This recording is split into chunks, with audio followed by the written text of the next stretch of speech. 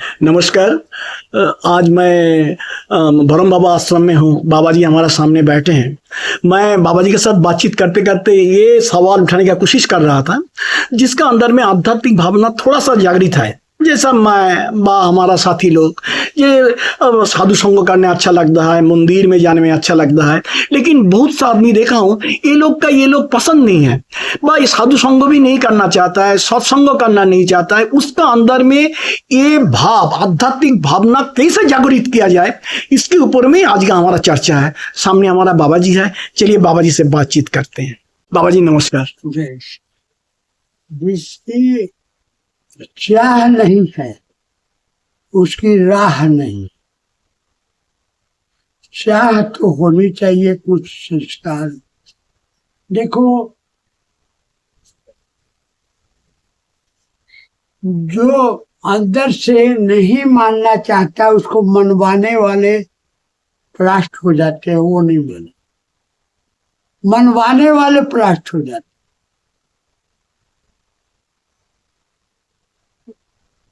दुर्योधन को मनाने के लिए, राह पर लाने के लिए दुर्योधन को समझा के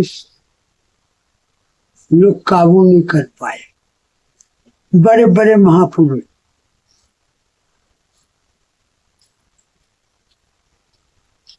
वो सबको समझा लिए, अपनी लाइन में ले लिए, सब चुप हो गए, लेकिन वो काबू में नहीं। उन बीचों में भगवान स्वयं समझा और की बात छोड़। तो आज जो आध्यात्मिक में है या नहीं ये करना चाहता है, तो वो चाहेगा तो नहीं होगा। चाह होना चाहिए, संस्कार होना चाहिए, या वो कुछ नहीं जानता हो तब तो हो जाएगा।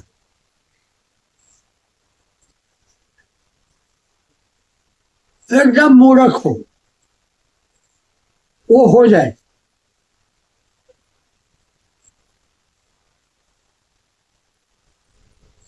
आज जो आधा जानता है आधा नहीं जानता, अपने को अर्थ ज्ञानी मर बनता है, वो तो बिल्कुल नहीं रास्ते में आ सकता।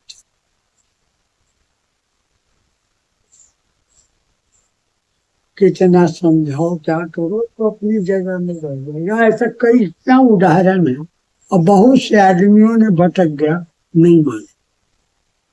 हमारे शास्त्र में तो भरा पड़ा। ऐसे हिरण्यकशिपु उनको खूब समझा लो कि विष्णु भगवान जो है वो भगवान है, आज तुम उनके अंदर हो, जीव हो।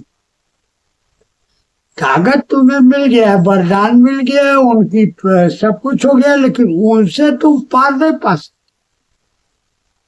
इसलिए विरोध छोड़, क्योंकि तुम्हें जीने की भी आशा है। मैं जीऊं, मैं पराक्रम ये करूं, और वहां विरोध भी तुम चाह करते हो, आज तुम यहाँ रहना भी चाहते हो। एक तो छोटी सी कहावत है, जल में रह के मगर से विरोध। हाँ, तो विष्णु भगवान के अंतर्गत रह के आज तुम विरोध कर रहे हो। मान लो लड़का समझाया, दुनिया समझाया, घर समझाया, लेकिन वो तस से मस। वो अपने सामने किसी को समझाई। कंस है, रावण है, ये आपको ये है क्या कहते हैं, दुर्योधन है।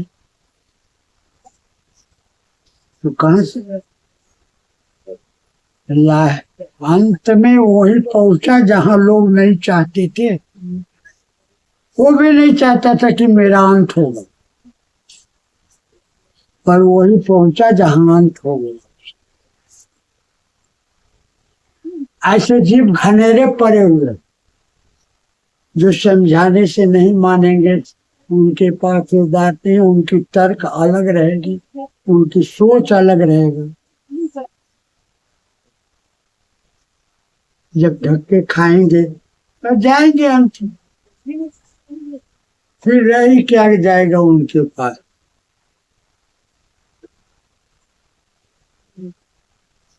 बहुत से उदाहरण है जिसको आप चाहिए। हाँ, कुछ नहीं जानता है अरहा है, बिल्कुल नहीं जानता है, वो जल्दी पकड़ ले, वो जल्दी सुधर जाए। अर्ध ज्ञानी होगा तो बिल्कुल नहीं। जीव शोभस भगवंता, जीव परवश है, भगवान ही स्वतंत्र है। तो जो स्वतंत्र और आजाद और सर्वज्ञ है, उससे ये जीव टक्कर लेना चाहता है तो पार पाएगा क्या? जीव को तो उनके अधीनस्थ रहना है, उनके भक्ति और शरण में जाना है। तो इसमें घमंड या अभिमान या कुछ प्राप्ति भी कर लिया तो उनसे पंजा लेना चाहता है, भगवान से भी टक्कर लेने को तैयार होता है। कितना बड़ा अंधकार है। इसलिए वो कभी पार नहीं पा सकता है। जीव ईश्वराधीन और समय के अधीन। समय उसको कहाँ ले जाएगा? ईश्वर तो बड़ी चीज है, ईश्वर का लघु दूत समय है, वो कहाँ ले जाएगा पता नहीं चलेगा। इसलिए कहते समयम करोति बलाबलम न तो विद्या न पौरुषम। समय बलवान है, विद्वता और कोई विशेष काम नहीं करेगा समय के सामने। समय लेके कहाँ से कहाँ धर दे। समय आएगा तो आस्थावान भी बन जाएगा, समय आएगा तो नास्तिक बन जाएगा, समय आएगा, समय आखिर में आगे खड़ा हो जाता है। समय के साथ जुड़ेगा तो उसको सब हो सकता है। लेकिन वो अपने आप को कहेगा तुम नहीं, वो समय का प्रबलता है। जीव अल्पज्ञ है, ईश्वर सर्वज्ञ है। इसलिए जीव को सदा ईश्वर के अधीनस्थ मानकर चलना चाहिए। और ईश्वर का सबसे बड़ा उपदेशक ऋषि मुनि है, उनके सामीप्य में रहना चाहिए। क्योंकि ईश्वर कहते हैं कि ऋषि मुनि और ये सब जो हैं हमारे, ये परम प्रिय हैं। इनको जो भगवान का अंश है। हाँ, जो अंश तो सब है, अंश तो सारे जीव है, तो ये मानना चाहिए और इनको ईश्वराधीन।